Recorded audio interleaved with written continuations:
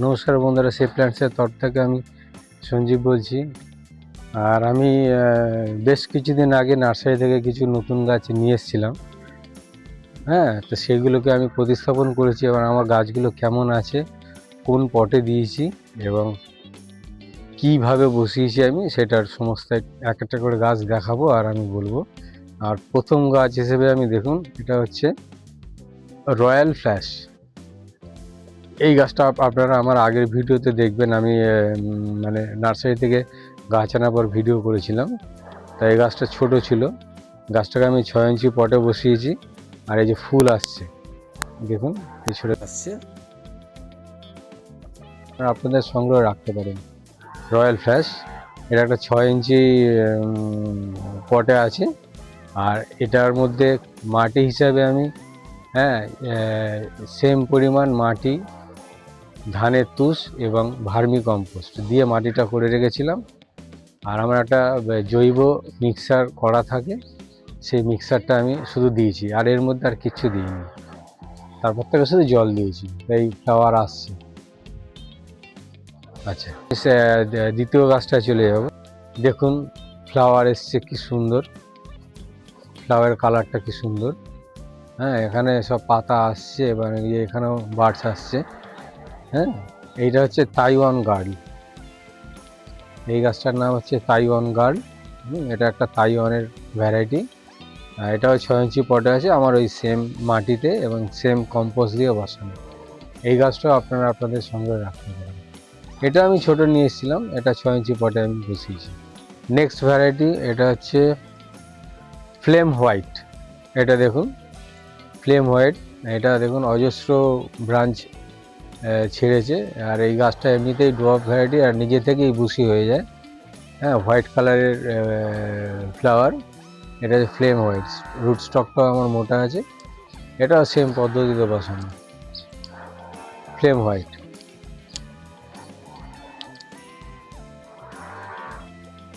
আচ্ছা, এরপরে আমি নেক্সট ভ্যারাইটিতে চলে যাব। এটা দেখুন, এটা পাতার ভেরিগেশনটা দেখুন, কি সুন্দর পাতা। আর পাতা দেখে নিশ্চয়ই যারা বোগেনভেলিয়া লাভার্স পুরনো, তারা নিশ্চয়ই বুঝতে পারছেন এটা কি গাছ। এটা হচ্ছে আর্জেথিমা।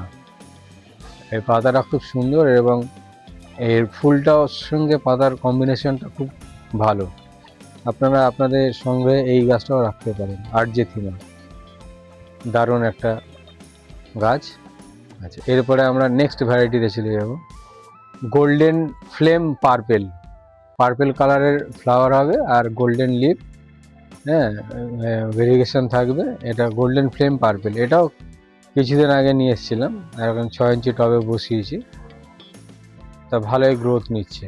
এটাও আপনাদের সিলেকশনে আপনারা রাখতে পারেন, গোল্ডেন ফ্লেম পার্পেল। ঠিক আছে, এরপরে আমরা নেক্সট ভ্যারাইটিতে চলে যাচ্ছি। এখন বন্ধুরা, এটা এটা হচ্ছে মাইলোবাতিক। মাইলোবাতিক, এটা একদম ছোট্ট গাছ ছিল, এখন একটু আস্তে আস্তে ডাল ছাড়ছে। হ্যাঁ, আর এইসব গাছে আপনারা খুব বুঝে শুনে ওয়াটারিং করবেন, নাহলে কিন্তু গাছ মরে যেতে পারে। মাইলোবাটিক, আর এর ফ্লাওয়ারটাও খুব ভালো। এটা একটা ভালো ভ্যারাইটি। আচ্ছা, এরপরে আমরা নেক্সট ভ্যারাইটিতে চলে যাচ্ছি।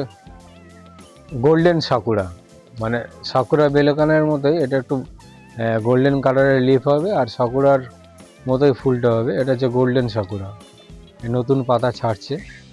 হ্যাঁ, এটাও নিজে থেকে খুব বুশি হয়ে যায়। এগুলো হ্যাঙ্গিং করলে খুব ভালো হয়। এটা একটা আমার 6 ইঞ্চি মাটির ক্লে পটে আছে। এটা একটা খুব ভালো ভ্যারাইটি, এটাও আপনারা রাখতে পারেন আপনাদের সংগ্রহে। আচ্ছা, আমরা এবার নেক্সট ভ্যারাইটিতে চলে যাচ্ছি বন্ধুরা। নেক্সট ভ্যারাইটি, এটা হচ্ছে পিঙ্ক প্যান্থার তাইওয়ান। ফুল হয়েই আছে, লাইট পিঙ্ক কালারের ফুল হয়ে। আর এই গাছটা একদম ছোট্ট গাছ। এটা যখন বুশি হয়ে যাবে আর প্রচুর ফ্লাওয়ার হয়, সবে একটা জাল ছেড়েছে তার মধ্যে ফ্লাওয়ার চলে এসেছে। এই গাছটাও আপনারা আপনাদের সঙ্গে রাখতে পারেন, পিঙ্ক প্যান্থার তাইওয়ান।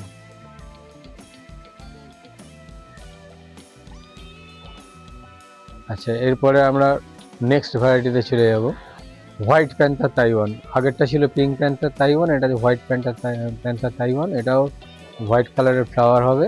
আর লিফটা একটু গোল্ডেন টাইপের হয়, আর গাছটা নিজে থেকেই বুশি হয়ে যায়। ওটা একটা খুব ভালো ভ্যারাইটি। হোয়াইট প্যান্থার তাই হয়।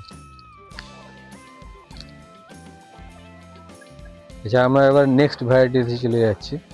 এটাই আমার লাস্ট ভ্যারাইটি আজকের। এটা হচ্ছে মুনলাইট ইয়েলো। হ্যাঁ, পাতাগুলো এরকম গোল্ডেন কালারের হবে আর ফ্লাওয়ারটা ইয়েলো কালারের হবে।